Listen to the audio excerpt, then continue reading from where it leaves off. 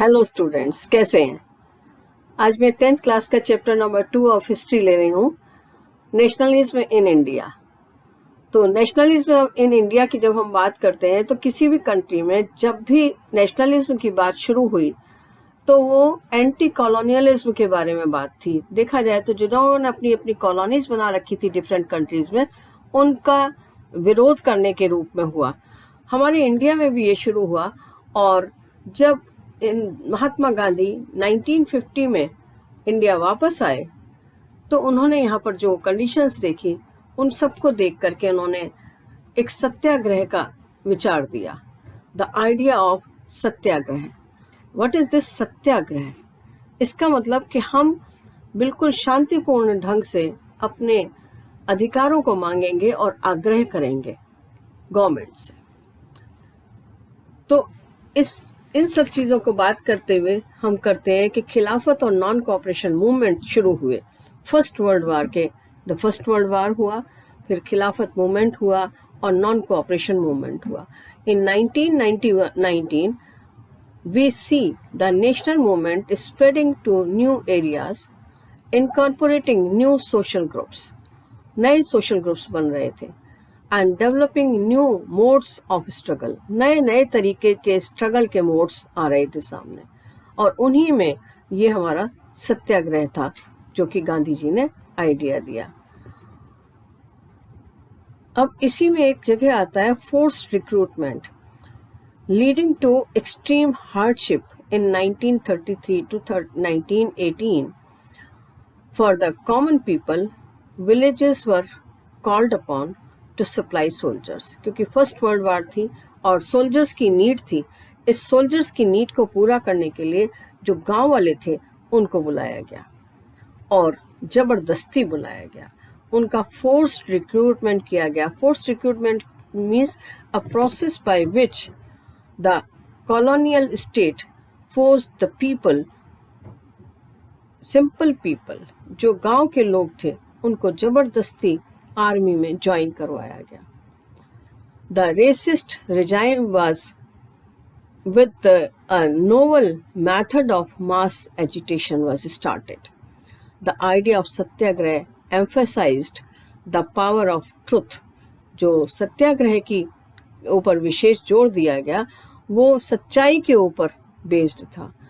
If the struggle was against justice then physical force was not necessary. Gandhi ji ने बताया कि अगर आपकी जो डिमांड है, जो लड़ाई है, वो जस्टिफाइबल है तो, और जो शोषण है उसके अगेंस्ट में है, तो उसमें आपको हिंसा की कोई भी ज़रूरत है ही नहीं। विदाउट सीकिंग वेंजेंस और being aggressive, a Satyagrahi could win the battle. अगर आप सच के रास्ते पे चल रहे हैं तो आप लड़ाई अपनी अवश्य ही जीतेंगे। This could be done by appealing to the conscious people, the government and the authorities, and people including the oppressors had to be persuaded to see the truth. उन लोगों को डायरेक्ट किया जाए, उन लोगों को बताया जाए, उन लोगों को उस तरफ उनका ध्यान आकर्षित किया जाए कि क्या सच्चाई है और क्या हम डिमांड कर रहे हैं। By this struggle, truth was bound to ultimately triumph. और इसी वजह से हमारे यहाँ कहा गया कि सत्य की हमेशा अंत में विजय होती है, सत्यमेव जयते, ये बात बोली गई। Gandhi ji believed that this dharma of non-violence could unite all Indians. और इसमें गांधी जी का विश्वास था कि अगर हम सच्चाई के रास्ते पे चलेंगे, धर्म के रास्ते पे चलेंगे, तो फिर ये हमें पूरे देश को एक करने का एक माध्यम मिल गया। After arriving in India, Mahatma Gandhi successfully organized Satyagraha movement in various places. पूरे देश में जगह जगह पर उन्होंने सत्याग्रह मूवमेंट स्टार्ट किया। बिहार में चंपारण में peasants to struggle against the oppressive plantation system. जो प्लांटेशन सिस्टम चल रहा था बिहार में, नील उगाया जाता था, इंडिगो का कल्टीवेशन किया जाता था, ओपियम का कल्टीवेशन किया जाता था, जो कि ज़मीन को ख़राब कर देता था। और पीसेंट्स को ज़बरदस्ती करके थोड़ा बहुत उनको लालच दिया जाता था, एजेंट्स उनके पास जाते थे और उनको लालच देते थे कि अगर तुम ये उगाओगे तो हम बीज तुम्हें फ्री में देंगे, खाद और तैयारी के लिए पूरा हम फ्री देंगे तुम्हें, और जब तुम्हारी फसल हो जाएगी तो वो हम तुम्हारे से अच्छे दामों पर खरीद के ले जाएंगे। उनको ये नहीं बताया गया कि इसको उगाने से आपकी खेत जो है, ज़मीन जो है, बिल्कुल बंजर हो जाएगी 2-3 साल में। और वो किसान इस लालच में कि चलो घर बैठे ही बीज भी मिल रहा है, खाद भी मिल रही है और फसल बिकने का भी डर नहीं है कि अब हमारी फसल बिकेगी कहाँ, कौन खरीदेगा, और इसी लालच में उन्होंने उसको फसल को उनके कहने में आकर के एजेंट्स के ट्रैप में आ गए। और उसके बाद में ही organise satyagraha to support the peasants of the Kheda district of Gujarat also affected by crop failure. जो गुजरात के खेड़ा डिस्ट्रिक्ट में क्रॉप जो थी वो खराब हो गई थी और तब भी उनको लगान और ये सब चीज़ें देनी पड़ रही थी, तो ऊपर से प्लेग एपिडेमिक आया।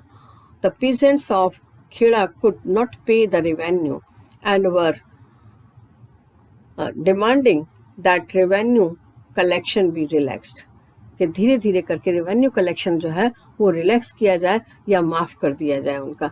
लेकिन ऐसा हुआ नहीं, उनके साथ में बहुत स्ट्रिक्टली उनसे रेवेन्यू लिया जा रहा था, तो उनकी कंडीशन वर्स से वर्स होती जा रही थी।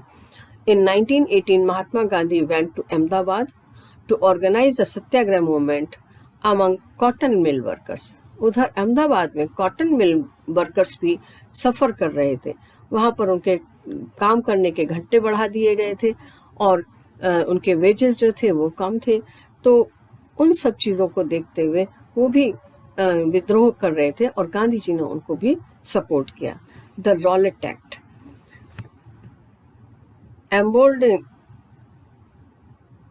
emboldened with this success, Gandhi ji and जो सफलता मिली ये सत्याग्रह की, नॉन वायलेंस की, नॉन कोऑपरेशन की जो सफलता मिली, उससे सभी लोग बहुत ही ज़्यादा और ज़्यादा प्रभावित हुए और नई नई चीज़ें, नए नए तरीके और अपनाने के लिए तैयार हुए।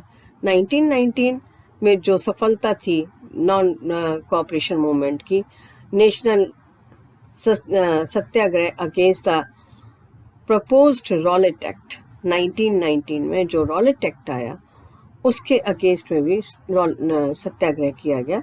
This act had been hurriedly passed through the Imperial Legislative Council despite the united opposition of the Indian members.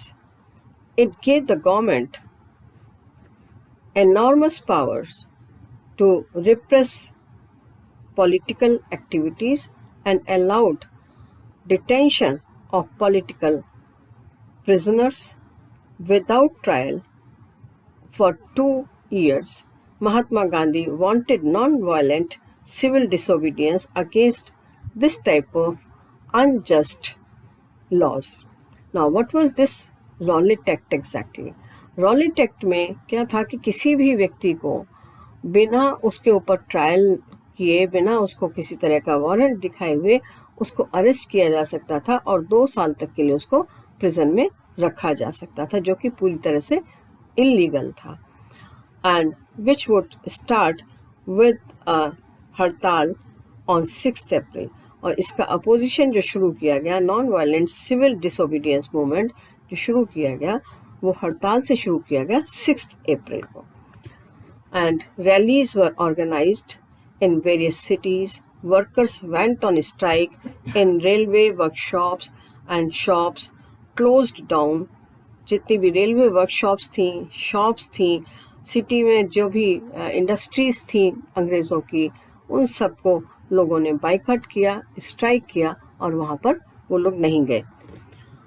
It has alarmed by the popular upsurge and scared that lines of communication such as the railway and telegraph would be disrupted, the British administration decided to clamp down on nationalists.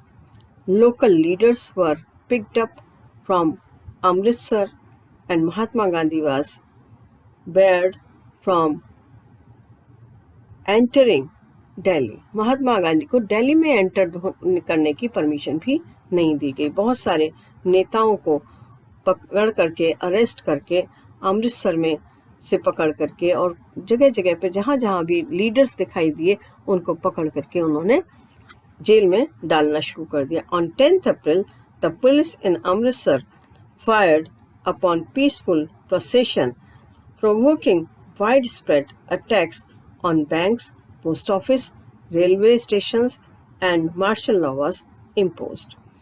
अब क्या हुआ कि ये जब सब चीज़ें हो रही थी तो 10th अप्रैल को अमृतसर में